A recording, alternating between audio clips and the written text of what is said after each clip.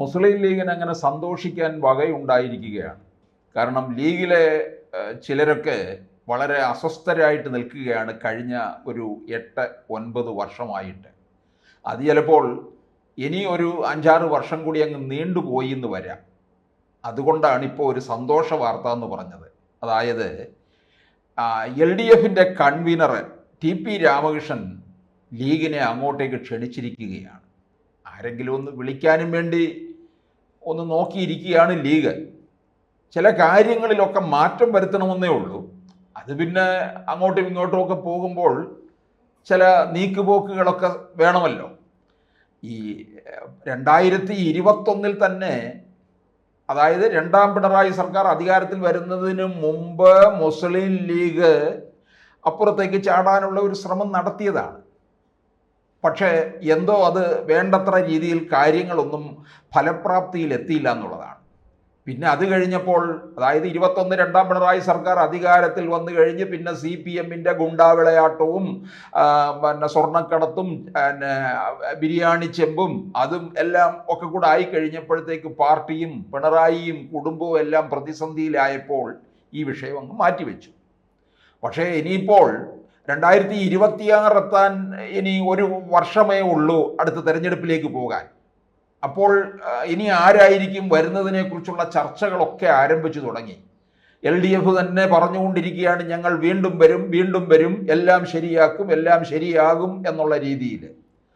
അതങ്ങനെ പറഞ്ഞ് ശരിയാകുമോ എന്നുള്ള ഒരു വിശ്വാസം നിൽക്കുന്നത് കൊണ്ട് ലീഗിന് ചിലപ്പോൾ ഒരു ചാഞ്ചാട്ടം ഉണ്ടായി എന്ന് വരാം.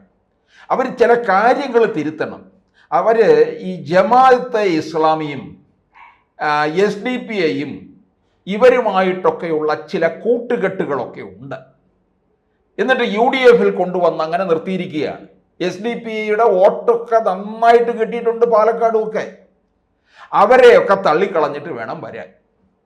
അല്ലാതെ അവരെയും കൂട്ടി ഇതിനകത്തേക്ക് അടുപ്പിക്കാൻ പറ്റില്ല എന്നാണ് പറഞ്ഞിരിക്കുന്നത്. പണ്ട് കേരള കോൺഗ്രസ്സുകാരോട് EMS പറഞ്ഞിട്ടില്ലേ, പള്ളിക്കാരെയൊക്കെ തഴഞ്ഞിട്ട് വരൂ എന്ന് പറഞ്ഞതുപോലെ ഇവരെ തഴഞ്ഞിട്ട് വരൂ. ഇവരെന്ന് പറഞ്ഞാൽ ഈ അല്പം തീവ്രവാദികളാണ്, മത തീവ്രവാദികളാണ്. ജമാഅത്തെ ഇസ്ലാമി SDPIയുടെ സ്വഭാവം എന്താണെന്ന് നമ്മൾ ഈ അടുത്ത സമയത്ത് മനസ്സിലാക്കി. പോപ്പുലർ ഫ്രണ്ടിൻ്റെ വേറൊരു രൂപമാണ്. അവരുടെ പിന്നെ അക്കൗണ്ടുകളൊക്കെ തന്നെ ഇവരുടെ കൈവശമുണ്ട്. SDPIയെ കേന്ദ്രം പോലും നോട്ടം ഇട്ടിരിക്കുന്നതാണ്. ഇവർ അംഗീകൃത രാഷ്ട്രീയ പാർട്ടിയാണെന്നുള്ള ഒരു പേരിങ്ങനെ നിൽക്കുന്നുണ്ട്. ആ പേരിൻ്റെ മറവിലാണ് പലതരത്തിലുള്ള പിന്നെ കൊള്ളരുതായ്മകളും നടത്തുന്നത്. പക്ഷേ ഇവരുടെ എല്ലാം പിന്തുണ ഒരു കാലത്ത് LDFനും കിട്ടിയിട്ടുള്ളതാണ്. മദനിയെ കൊണ്ട് നടന്നിട്ടുള്ളവരല്ലേ ഈ CPMകാർ. അപ്പോൾ പിന്നെ നമുക്ക് ആലോചിക്കാവുന്നതല്ലേ ഉള്ളൂ. അപ്പോൾ എന്തായാലും ഇവരുമായിട്ടുള്ള എല്ലാ ബന്ധവും തള്ളിക്കളഞ്ഞിട്ട് വരാമെന്നുണ്ടെങ്കിൽ ലീഗിന് ഇവിടെ റെഡ് കാർപ്പറ്റ് വിരിക്കാം എന്നുള്ള രീതിയിലാണ്. ലീഗിന് ഒരു ചാഞ്ചാട്ടമുണ്ട്. ലീഗിന് ഭരണമില്ലാതെ ഇനി മുമ്പോട്ട് പോകാൻ പറ്റില്ല. 26 CPMന്റെ നേതൃത്വത്തിൽ വീണ്ടും ഭരണം വന്നു കഴിയുമ്പോൾ ലീഗ് അവിടെ UDFനോടൊപ്പം ഇരുന്ന് പ്രതിപക്ഷ സ്ഥാനത്ത് തന്നെ ഇരിക്കണ്ടേ. അത് തുടരുക എന്ന് പറയുന്നത് അല്പം അസാധ്യമായിട്ടുള്ള കാര്യമാണ്. കോൺഗ്രസ്സുകാരെന്ന് പറഞ്ഞാൽ അവർ ഒരു കാര്യവും നടക്കത്തില്ല. അവരുടെ നേതൃപ്രതിസന്ധിയും ഒക്കെ ആയിട്ട് നിൽക്കുകയാണ്. ഘടകകക്ഷികളാണെങ്കിൽ അതൃപ്തരായിട്ട് നിൽക്കുകയാണ്. ആ സാഹചര്യത്തിൽ എന്തായാലും ഇങ്ങനെ മുമ്പോട്ട് പോവുക അല്പം അസാധ്യമാണ് എന്ന് ലീഗ് തിരിച്ചറിയുന്നുണ്ട്.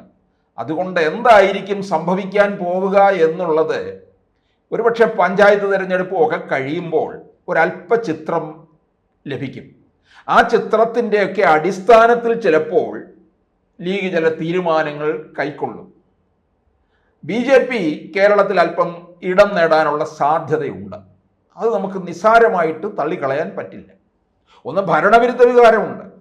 ഭരണവിരുദ്ധ വികാരമുണ്ടെന്നുണ്ടെങ്കിൽ അതിൻ്റെ മുഴുവൻ ഫലവും ആർക്കാണ് ലഭിക്കേണ്ടത്? UDFനാണ്. പക്ഷേ അതിൻ്റെ ഫലം BJP ഇവിടെ സ്പേസ് പിടിക്കുമ്പോൾ അവർ കൊണ്ടുപോകും. അവർ കൊണ്ടുപോയി കഴിഞ്ഞാൽ ഒരു 5 സീറ്റോ 10 സീറ്റോ വരെ നേടിക്കഴിഞ്ഞാൽ കേരളത്തിൽ ആര് ഭരണം തീർച്ചപ്പെടുത്തണം? മറ്റുള്ളവർക്കെല്ലാം ഒരേപോലെ സീറ്റ് കിട്ടുകയും ചെയ്തു കഴിഞ്ഞാൽ ആരുടെ കൈകളിലേക്കായിരിക്കും ഭരണം പോകേണ്ടത് എന്ന് തീർച്ചപ്പെടുത്തുക BJP ആയിരിക്കും. പക്ഷെ BJPയുമായിട്ട് ഇരു മുന്നണികളും കൂട്ടുകൂടുകയില്ല. അപ്പോൾ CPM ചില തന്ത്രങ്ങൾ ആവിഷ്കരിക്കും. ലീഗിൻ്റെ അടുക്ക ഇപ്പോൾ പറയുന്ന ചില ഈ നയം തിരുത്തുക എന്നൊക്കെ പറയുന്നത് ചിലപ്പോൾ അവിടെ മാറ്റിപ്പിടിച്ചു എന്ന് വരാം. ലീഗിന് മറുകണ്ഠം ചാടിക്കും. റിസൾട്ട് വന്നു കഴിഞ്ഞാൽ പിന്നെ ജമാഅത്തെ ഇസ്ലാമി ഒക്കെ കൂടെ വന്നാലും കുഴപ്പമൊന്നുമില്ലല്ലോ.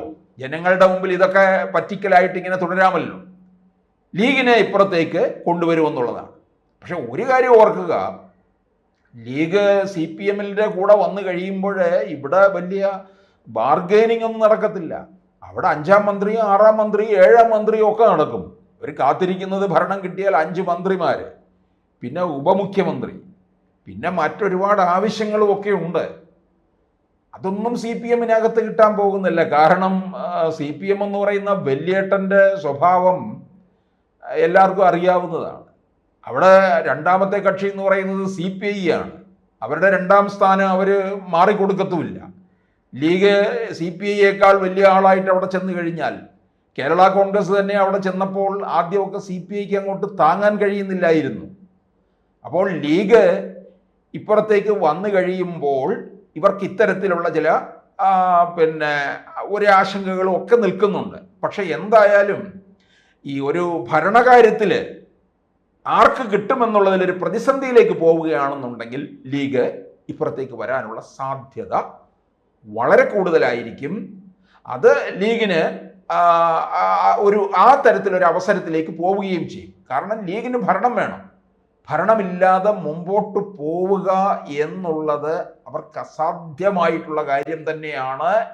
കാരണം കോൺഗ്രസിൻ്റെ പലതരത്തിലുള്ള നേതൃകുറവ്, പിടിപ്പുകേട്, യഥാർത്ഥ പ്രതിപക്ഷമായി മാറുന്നതിൽ പരാജയം, ഇതെല്ലാം തന്നെ പലവട്ടം ഇവർക്ക് ഹൈക്കമാൻഡിനെ തന്നെ ധരിപ്പിച്ചിട്ടുള്ളതാണ്.